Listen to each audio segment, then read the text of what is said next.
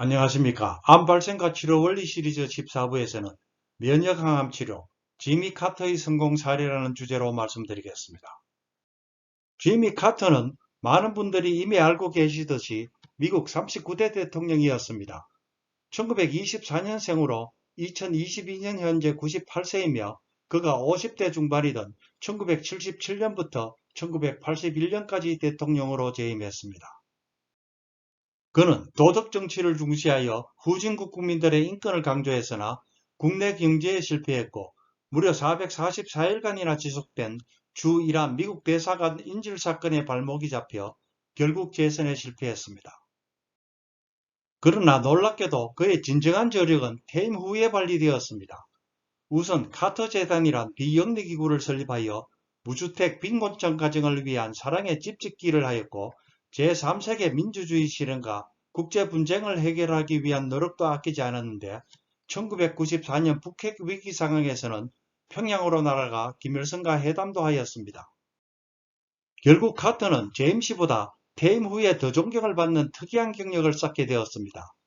그의 이러한 노력을 노벨위원회도 인정하여 퇴임 후 20여년이 지난 2002년에 노벨 평화상을 받았는데 그 사유는 국제분쟁의 평화적 해결, 민주주의 발전과 인권 신장 등과 같은 그의 퇴임 후의 삶에 대한 것이었습니다. 그런데 노벨상을 수상하고 13년이 지난 2015년 8월 그의 암투병 소식이 전해졌습니다. 즉 카터 측은 당시 91세의 카터 대통령이 흑색종이라는 암에 걸렸고 그 암은 이미 간과 뇌로 전이되었다고 발표하였습니다. 흑색종은 멜라닌 색소를 만드는 피부 세포에 생긴 암을 말하는데 그 색이 검어서 흑색종이라 부릅니다. 처음에는 피부의 작은 점으로 시작하지만 전이가 매우 잘 되어 피부암 중에서 가장 치명적인 것으로 알려져 있습니다. 피부는 표피, 진피, 그리고 피하층으로 이루어지고 멜라닌을 만드는 세포는 표피에 있기 때문에 흑색종은 표피에서 시작하여 점점 커집니다. 흑색종의 이러한 진행 단계는 영기에서 4기로 나누는데 암이 표피에 한정된 경우를 영기라 하고 표피에서 진피로 내려왔으나 주변으로 퍼지지 않았으면 크기에 따라서 1기 혹은 2기라고 합니다. 그 이후 암은 더 커지면서 주변 림프절로 전이되면 3기라 하는데 멀리 있는 림프절이나 장기로 원격 전이가 되면 4기라고 부릅니다. 흑색종의 치료는 조기 발견하여 수술하는 것이 최상인데 이 경우 5년 생존율은 90% 이상 완치도 가능하다고 합니다. 그 이후 단계에는 방사선과 세포 독성 혹은 표적항암 치료도 병행하는데 그래도 생존율은 떨어져서 원격 전이가 일어난 4기의 경우에는 5년 생존율이 10% 미만이 되는 무서움을 보입니다.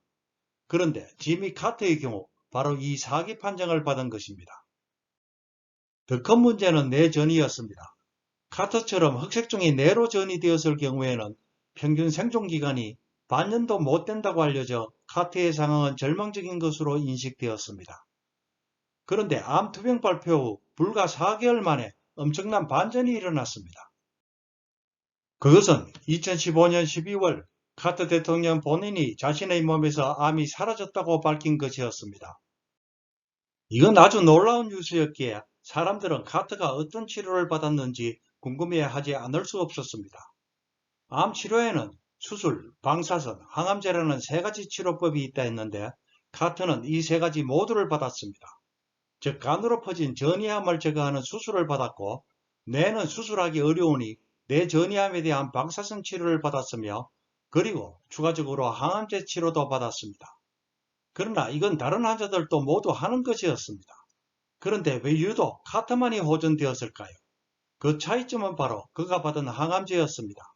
그것은 세포 독성이나 표적 항암제가 아니고 당시로서는 아주 생소하던 면역 항암제였던 것입니다. 면역 항암제는 카터의 암 투병이 알려지기 불과 4년 전 2011년에 처음으로 미국 FDA 승인을 받았고 그 다음 것이 승인된 것은 2014년이었습니다. 카터는 이 중에서 승인된 지 1년밖에 안 된 키트루다 치료를 받았고 그 결과는 암이 발견되지 않는 캔서 프리 상태가 되어 7년이 지난 지금도 98세의 나이로 생존해 있습니다. 카터의 회복 소식은 면역 항암제에 대한 대중의 관심을 폭발적으로 증가시켜 지미 카터 효과라는 신드롬을 만들기도 했으며 지미 카터가 치료받은 약을 달라는 환자들의 외침이라는 기사 제목이 등장하기도 했습니다. 그렇다면 면역항암제는 무엇이고 어떻게 작용하며 어느 정도의 효능이 있는가? 이에 대한 이야기는 15부에서 하도록 하겠습니다. 감사합니다.